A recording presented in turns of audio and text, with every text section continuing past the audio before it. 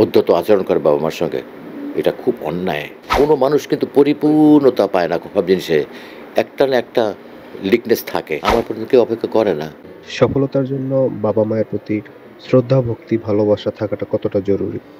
বাবা মার প্রতি যে শ্রদ্ধাটা, আমি কোনোদিন বাবা মার উপরে কথা বলিনি। আমি আমার চাকরি জীবনে বড় হওয়ার পরে চাকরি জীবনেও আমি আমার বাবার মুখের দিকে তাকিয়ে কথা বলতে সাহস পাইনি কখনো। যেটা আজকালকার ফ্যামিলির সংসারের যে সমস্ত ছেলেমেয়েগুলো দেখি তারা উদ্ধত আচরণ করে বাবা মার সঙ্গে, এটা খুব অন্যায়। বাবা মার দোয়া কিন্তু সাংঘাতিক ব্যাপার। এই দোয়াটা সন্তানের জন্যে এটা একটা নিয়ামত বলতে পারেন আপনি। বান্ডেল থাকলে প্রতি সেনমানিতে টাকা বাঁচবে। বিকাশ সেনমানি বান্ডেল কিনে জিতুন প্রতি লেনদেনে। তো আমার মনে হয় আমি বাবা মার প্রতি এতটা ছিলাম, ভক্তি শ্রদ্ধা ছিল যে আমার বাবা মার দোয়া আমি এই পর্যন্ত আসতে পেরেছি। বললাম যে আগে 500 টাকা হাতে নিয়ে ঢাকা ঢুকেছিলাম, তাহলে আমাকে একটা আশ্রয় দিয়েছেন, আমি শান্তিতে চলি, শান্তিতে ঘুমাই। একটাই শুধু আমার একটা জিনিস কি, যে কোনো মানুষ কিন্তু পরিপূর্ণতা পায় না সব জিনিসে, একটা না একটা লিকনেস থাকে।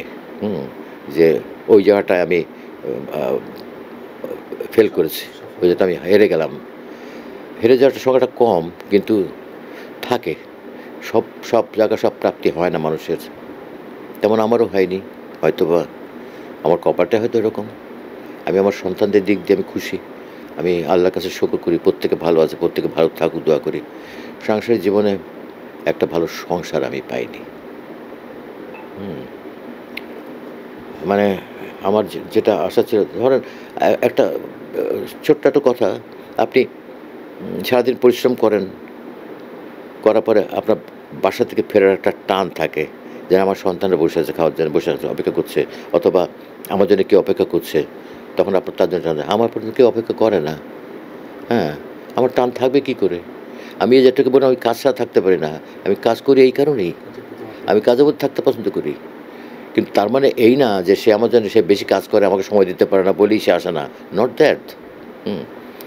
ঘোরাঘুরি থেকে সেই রকম আমি এইভাবেই চলছি। তো এটা তো আমার একটা অপূর্ণতা, আফসোস নেই, হয়তো আমার কপালটা এরকম, সেই জন্য।